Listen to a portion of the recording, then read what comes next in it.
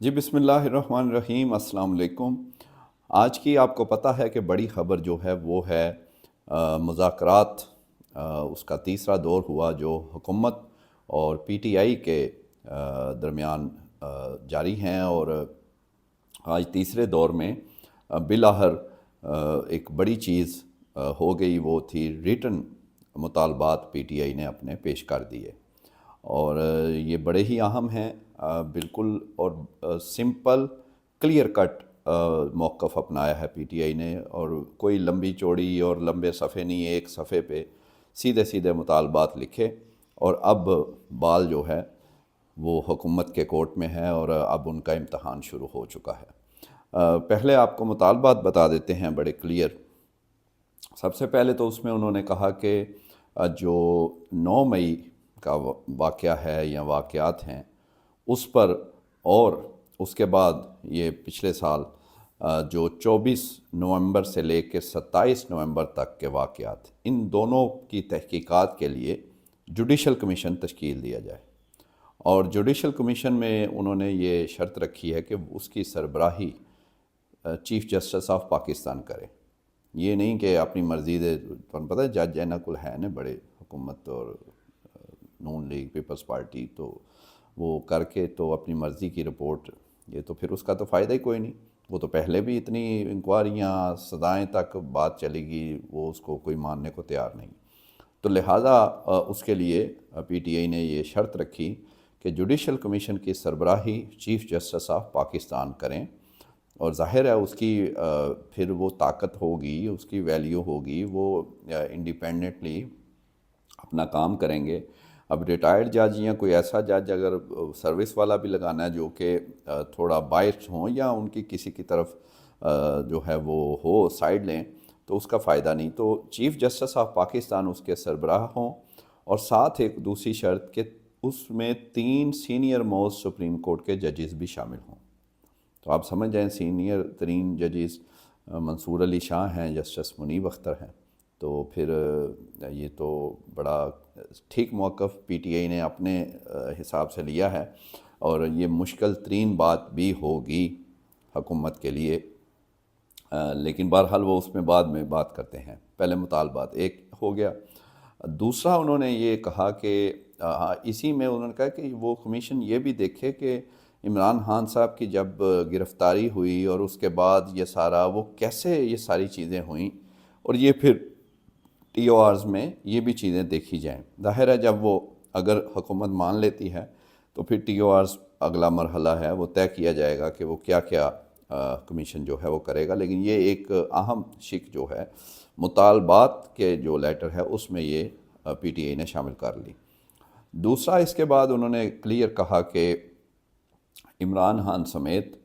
جو رہنما ہیں،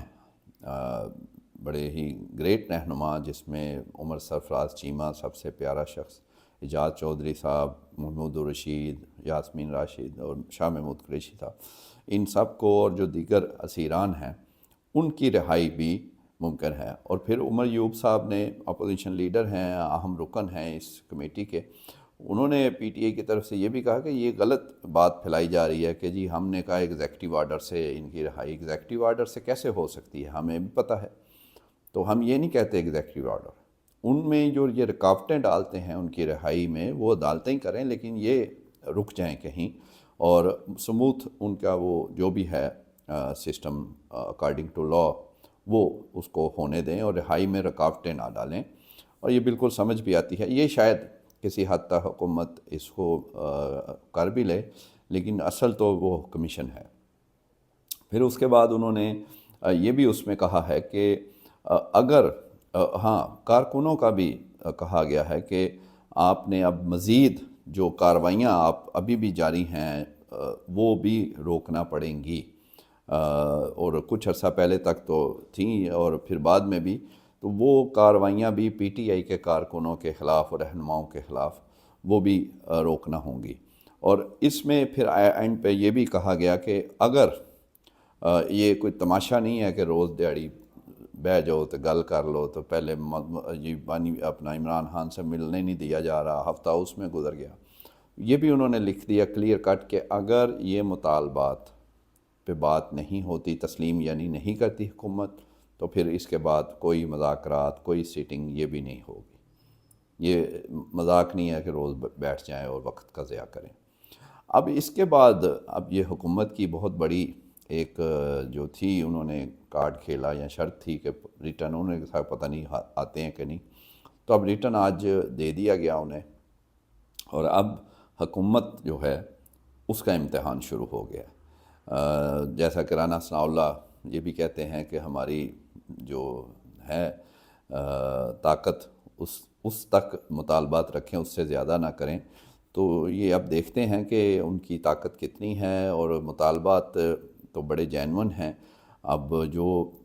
اس وقت چیف جسٹس ہیں ان پہ تو کسی کو اعتراض نہیں ہونا چاہیے، وہ اگر کمیشن کے سربراہ ہوتے ہیں۔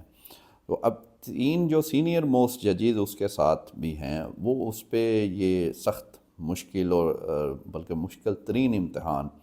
مسلم لیگ نون پیپلز پارٹی یا جو اتحادی ان کے ہیں حکومت کے، ان کے لیے یہ ہوگا، کیونکہ وہ ان کو تو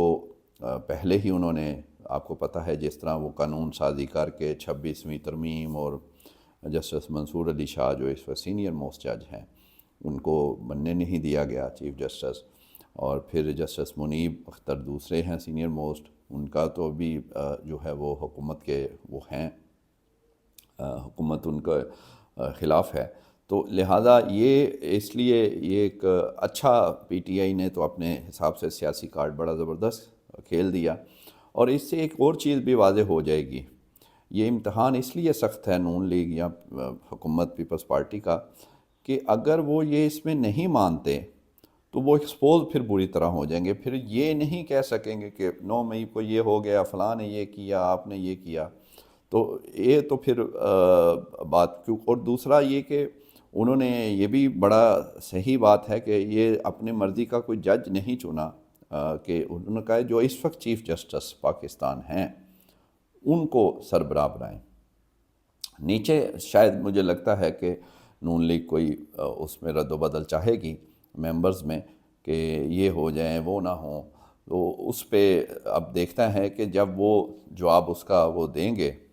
تو پھر پی ٹی آئی اس کو کس طرح دیکھتی ہے، مانتی ہے نہیں مانتی، کتنا پیچھے کوئی ہٹتا ہے دونوں میں سے۔ لیکن بہرحال اب گیند بالکل حکومت کے پاس پہنچ گئی ہے، اور امتحان سخت ترین شروع ہو چکا ہے، کیونکہ اس سے پہلے حالی ملاقات کرانے میں ہفتہ 10 دن لگ گئے، تو یہ تو بڑی پھر سخت باتیں ہیں، تو یہ تو پھر چیزیں کھل جائیں گی، پھر جو پتہ لگے گا کہ وہ کیسے یہ نومبر کا معاملات ہوئے، پھر 9 مئی کا کیا تھا۔ اگر پی ٹی آئی ہے بالکل انوالو اور سب کچھ ہے تو بالکل وہ بھی واضح ہو جانا چاہیے، اور جس طرح نومبر کا کہتے ہیں کہ 26 نومبر کو یہ حکومت کہتی ہے کہ پی ٹی آئی کے لوگوں نے کیا، پی ٹی آئی والے ان پر الزام لگاتے ہیں، تو وہ بھی کلیئر ہو جائے گا۔